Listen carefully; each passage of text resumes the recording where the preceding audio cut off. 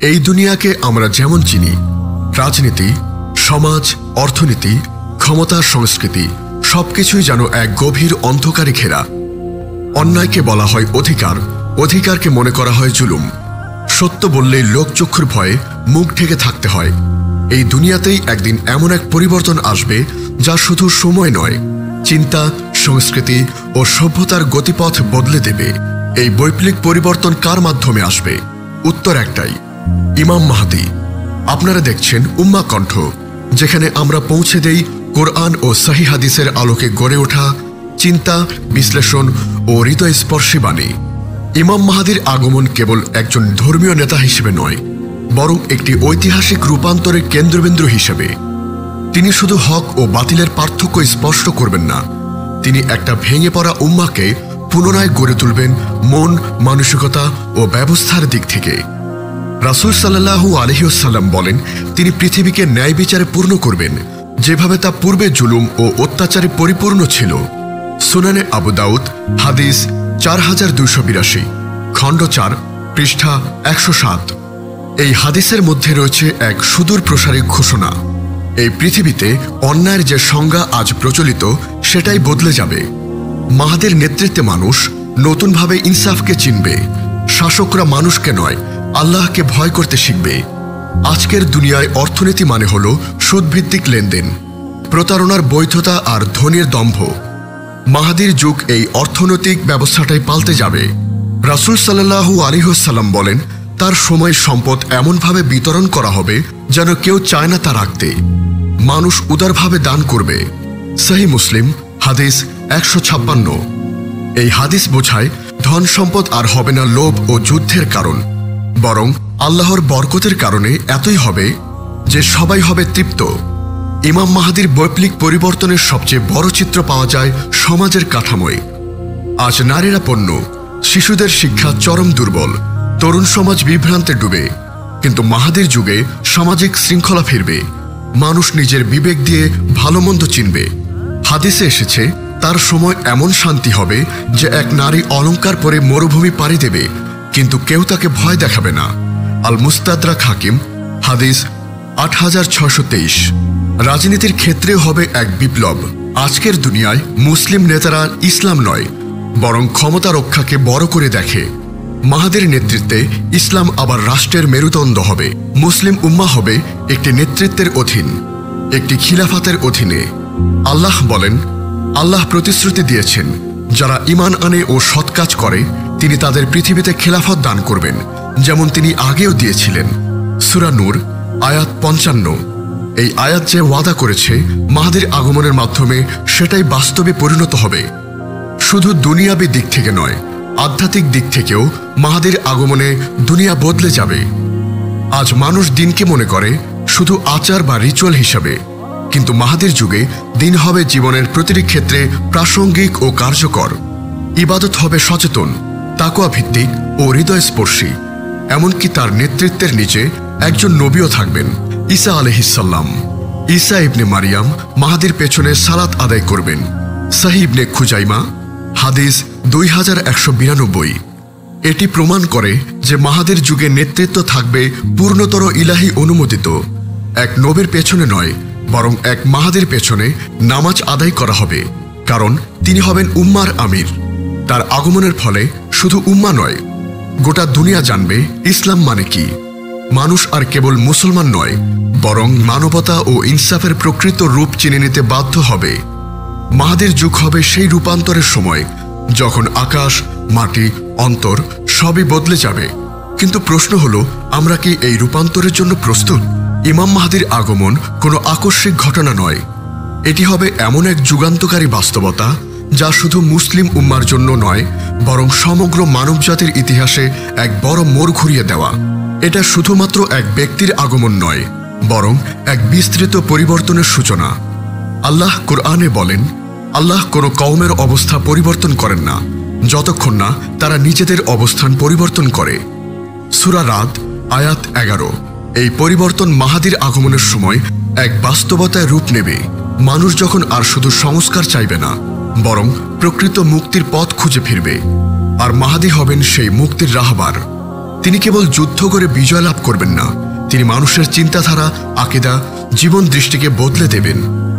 আজ আমরা যেভাবে দিনকে দেখি, পশ্চিমা আদর্শে, দুনিয়া প্রেমে ডুবে থাকা এক বাস্তবতান্ত্রিক মনোভাব নিয়ে, সেটি হবে সবচেয়ে বড় বিপ্লবের স্থান।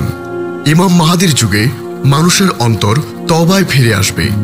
দুনিয়ার প্রতি লোভের পরিবর্তে আত্মিক পূর্ণতা অর্জনই হবে মানুষের একমাত্র চাওয়া। এই রূপান্তরের একটি বড় দিক হল নেতৃত্বের কাঠামো। বর্তমান পৃথিবীতে নেতৃত্ব মানেই শক্তি, সেনাবাহিনী বা কূটনীতি, কিন্তু মাহাদি দেখাবেন আল্লাহর ভয়, তাকওয়া ও ইনসাফি সত্যিকারের নেতৃত্বের ভিত্তি। তার কথায় থাকবে এমন এক প্রভাব যা কোনো ক্ষমতা দিয়ে অর্জন করা যায় না। রাসূল সাল্লাল্লাহু আলাইহি ওয়াসাল্লাম বলেন, আল্লাহ এক রাতেই মাহাদিকে প্রস্তুত করবেন।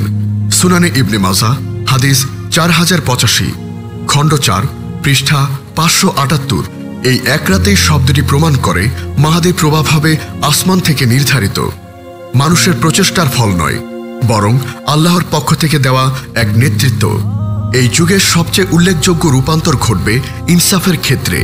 দুনিয়া যেভাবে বিচার করে, ধনী গরিব, প্রভাবশালী দুর্বল ইত্যাদি ভেবে, মাহাদির যুগে তা মুছে যাবে। ইনসাফ হবে অন্ধকারে একজন অনাহারীর জন্য যেমন, আলোকিত প্রাসাদের একজন বাদশার জন্য তেমনি। রাসূল সাল্লাল্লাহু আলাইহি ওয়াসাল্লাম বলেন, মাহাদি পৃথিবীকে ইনসাফে পূর্ণ করবেন, যেমনটা তা আগে ছিল জুলুমে পরিপূর্ণ। সুনানে আবু দাউদ, হাদিস 4282, খণ্ড 4, পৃষ্ঠা 107। এই পরিবর্তন এতই বাস্তব হবে যে যারা একসময় মনে করত ইসলাম বাস্তব জীবনের জন্য নয়, কেবল মসজিদের সীমাবদ্ধ, তারা নিজের চোখে দেখবে ইসলাম কিভাবে দুনিয়া বদলে দিতে পারে।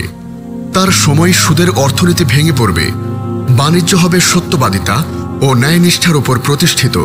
আজ যে জায়গায় হারাম ব্যবসা রাজত্ব করছে, মাহাদের নেতৃত্বে সেখানে ফিরবে হালাল রিজিকের বরকত। দান হবে উদার, সম্পদ হবে উন্মুক্ত। তার সময় সম্পদ এমনভাবে বিতরণ করা হবে যে কেউ তা নিতে চাইবে না। সহিহ মুসলিম, হাদিস 156। এই পরিবর্তন কেবল অর্থনৈতিক নয়, বরং সামাজিক স্তরেও হবে। আজ মানুষ ভেদাভেদে বিভক্ত, জাতি, গোষ্ঠী, ভাষা, অঞ্চল। মাহাদি সেই সব দেয়াল ভেঙে ফেলবেন। মুসলমানদের মাঝে ফিরবে ভ্রাতৃত্ব, ফিরবে সাহাবায়ে কেরামের যুগের ঐক্য। সবচেয়ে শক্তিশালী রূপান্তর ঘটবে মানুষ ও জিনের সম্পর্কে। যারা দিনকে কঠিন, পুরনো, নির্বাক, নিয়ন্ত্রণ ব্যবস্থা ভাবে, তারা নতুন চোখে দিনকে দেখবে এক সৌন্দর্য, এক সহজতা ও এক পরিপূর্ণতা হিসাবে। তখন মানুষ নিজে থেকে নামাজে দাঁড়াবে, রিজিকের জন্য হারামকে ঘৃণা করবে, ইবাদতকে শুধু ফরজ নয়, ভালোবাসা বলে মনে করবে। এবং এই যুগে আল্লাহর পক্ষ থেকে এক বিশেষ রহমত হবে ঈসা আলাইহিস সালামের আগমন। তিনি মাহাদির পেছনে সালাত আদায় করবেন, যা এক বৈপ্লবিক সম্মিলনের চূড়ান্ত চিত্র। রাসূল সাল্লাল্লাহু আলাইহি ওয়াসাল্লাম বলেন, ঈসা ইবনে মারিয়াম মাহাদির পেছনে সালাত আদায় করবেন। সহিহ মুসলিম, হাদিস 155। এটি কেবল মাহাদির মর্যাদা প্রমাণ করে না, বরং দেখায় ইসলামই হবে সেই মূল শক্তি যার উপর ভিত্তি করে নতুন সভ্যতা গড়ে উঠবে। আজকের অন্ধকার, বিভ্রান্তি আর ফিতনার মাঝখানে এই পরিবর্তনের কথা ভাবা হয়তো কঠিন, কিন্তু যারা সত্য বিশ্বাস করে তারা জানে আল্লাহর ওয়াদা কখনো মিথ্যা নয়। এই দুনিয়া একদিন বদলাবে এবং সেই পরিবর্তন আসবে মাহাদির হাত ধরেই। ইমাম মাহাদির আগমন নিয়ে আমরা যত কথা বলি, যত হাদিস পড়ি, ততই বুঝতে পারি এটি শুধু একটি ধর্মীয় ঘটনা নয়, এটি হবে এক বৈপ্লবিক মুহূর্ত যেখান থেকে দুনিয়ার গতিপথ বদলে যাবে। শুধু রাজনৈতিক বা অর্থনৈতিক নয়, বদলে যাবে মানুষের হৃদয়, বদলে যাবে মানুষ হওয়ার সংজ্ঞা। আজ আমরা যখন দুনিয়ার অন্যায়ের রোলার কোস্টারে চড়ছি, বিশ্বাস হারাচ্ছি, নিজের দিনের পথে দ্বিধায় পড়ে যাচ্ছি, তখন ইমাম মাহাদির আগমনের এই বাস্তবতা আমাদের জন্য এক সান্ত্বনা। এটি আল্লাহর পক্ষ থেকে দেওয়া এক বার্তা, আমি আছি এবং আমি ফেরাবো। কিন্তু এই পরিবর্তনের অংশ হতে হলে শুধু গল্প জেনে লাভ নেই, আমাদের দরকার আত্মপরিবর্তন। মাহাদির যুগের আলোয় দাঁড়ানোর জন্য আমাদের অন্তরকে আলোকিত করতে হবে এখন থেকেই, কারণ যাদের চোখে তাকওয়ার আলো থাকবে না, তারা এই আলো আসলেও চিনতে পারবে না। হে আল্লাহ, তুমি আমাদের এমন চোখ দাও যা সত্যকে চিনতে পারে। তুমি আমাদের অন্তরে সেই জ্ঞান দাও যা মাহাদির যুগের আলোকে গ্রহণ করতে পারে। তুমি আমাদের অহংকার, হিংসা ও দলবাজি থেকে মুক্ত রাখো, যাতে আমরা সত্যিকারের ঐক্যর রাস্তায় হাঁটতে পারি। তুমি আমাদের এমন বানাও যারা আল্লাহর পক্ষ থেকে পাঠানো হকের প্রতীককে চিনতে পারে, ভালোবাসে, অনুসরণ করে। হে রব, তুমি আমাদের সন্তানদের মাহাদির সহচরদের অন্তর্ভুক্ত করো। তুমি আমাদের অন্তরে সেই আগ্রহ জাগাও যেন আমরা মাহাদির নেতৃত্বে ফিরে আসা ইসলামী সভ্যতার স্থপতি হতে পারি। তুমি আমাদের ক্ষমা করো, আমাদের তওবা কবুল করো, আর আমাদের অন্তরে দ্বীনের শুদ্ধতা ফিরিয়ে দাও। প্রিয় ভাই ও বোন, দুনিয়া যেদিকে যাচ্ছে আপনি কি সেখানে চোখ বুজে চলবেন, নাকি মাহাদির আগমনের প্রস্তুতি নিয়ে নিজেকে বদলাতে শুরু করবেন? আপনিও যদি চান এই আলো আপনার জীবনেও পৌঁছাক, তবে এখনই সাবস্ক্রাইব করুন উম্মাহ কণ্ঠ চ্যানেলটিতে, আর ফলো করুন আমাদের ফেসবুক পেজে, যেখানে আমরা প্রতিদিন ছড়িয়ে দেই সহিহ হাদিসের আলো, কুরআনের চেতনা আর উম্মার জাগরণ। আল্লাহ আপনাকে কবুল করুক। আসসালামু আলাইকুম ওয়া রাহমাতুল্লাহ।